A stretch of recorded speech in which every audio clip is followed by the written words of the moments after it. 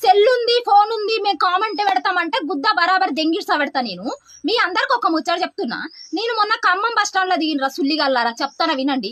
ఆడ దిగినప్పుడు ఒక ఆమెకి ఫుడ్ పెట్టి 60 రూపాయలు ఇవ్వకపోతే ఇదేంది సిచ్యువేషన్ అని చెప్పి నేను కూడా ఒక 70 రూపాయలు పెట్టి ఒక ఫ్రైడ్ రైస్ తీసుకుంటే ఆ ప్లేట్ కడగకుండా ఇచ్చిర్రా. దాని గురించి నేను మాట్లాడినరా సుల్లిగల్లారా, లంచొడుకుల్లారా, మీ అమ్మలు గుద్దలు దెంగనికి. నేను దాని గురించి మాట్లాడితే ఎవ్వడు అక్కడ వచ్చేటోడు పోయేటోడు చూస్తాండి గాని ఒక్కడు మాట్లాడలే.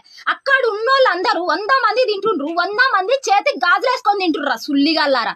అరే మీరు మడ్డగల మొగోళ్ళు అయితే మీ పిల్లల్ని మీరు దెంగితే మీ పిల్లలు పుడితే దేనికైనా అన్యాయం జరిగితే ఒక ఆడపిల్లకి అన్యాయం జరిగినా మీకు అన్యాయం జరిగినా ఎవరికి అన్యాయం జరిగినా మాట్లాడంట్రా. ఫస్ట్ నోరు తెరిచి, అది నోరు తెరిచి మాట్లాడడానికి రాదు, మడ్డవి రాదు.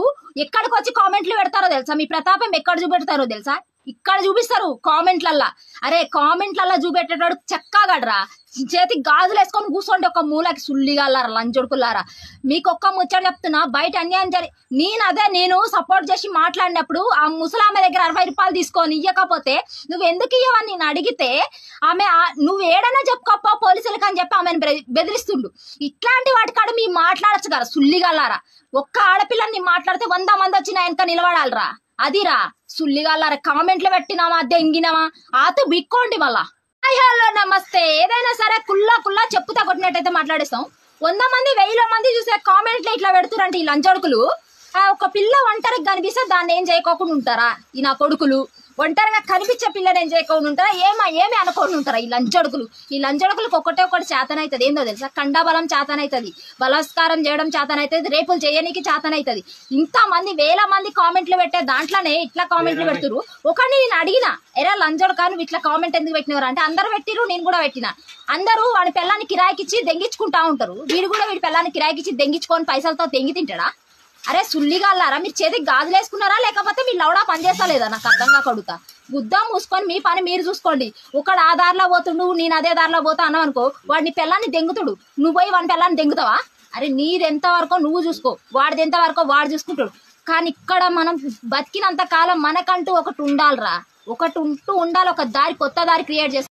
నమస్తే. మనమైతే ఏదైనా సరే కుల్లా చెప్పుతో కొట్టినట్టయితే మాట్లాడేస్తాం. అరే ఈ లంబడి నా కొడుకులకు అందరికి నేను ఒకటి అడుగుతున్నా. అరే బస్సులలో ఎంత అన్యాయం జరుగుతుందిరా. ఆడోళ్ళందరూ ఎక్కేస్తురు బస్సులు సరిగ్గా ఇస్తలేరు. ఆడోళ్ళకి ఇబ్బంది అవుతుంది, మగోళ్ళకి ఇబ్బంది అవుతుంది. ఎప్పుడన్నా మీరు మాట్లాడిరారా దీని మీద? ఊర్లలో కరెంటు కంటిన్యూగా తీస్తురు, దీని గురించి మీరు మాట్లాడిరా? ఊర్లల్లానే కాదు బయట అంతా సరే సర్కార్ దవాఖానలు ఎట్లున్నాయి ఏంటి, దేని గురించి అన్నా మాట్లాడిరా మీరు? మీకు దేని గురించి అని చేతనవుతుందా? మీ ఇంట్లో మీ ఆడపిల్లకి రేప్ జరిగినా కూడా మీరు గుద్ద మూసుకొని ఉంటారు. ఎందుకో తెలుసా? మీకు పరువు అడ్డ పరువు.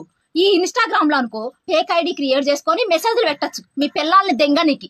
అరే మీకు గుద్దల దమ్ముంటే నాతో మాట్లాడాలనుకుంటే మీరు ఒక్క అన్యాయాన్ని ఎదిరించి నాకు ట్యాగ్ చేయండిరా. నేను మొన్న కూడా చూసిన హైదరాబాద్ లో లివర్ కర్రీ అని చెప్పి నీళ్లు పోసుకొని వచ్చిండ్రా. పొద్దుగుకులు ఉపాసం ఉంటే 200 ఇచ్చిన వాడికి పుక్కట్లా తీసుకుంటుర్రు. అట్లాంటి వాటి మీద ఎందుకు మాట్లాడరా సుల్లిగా?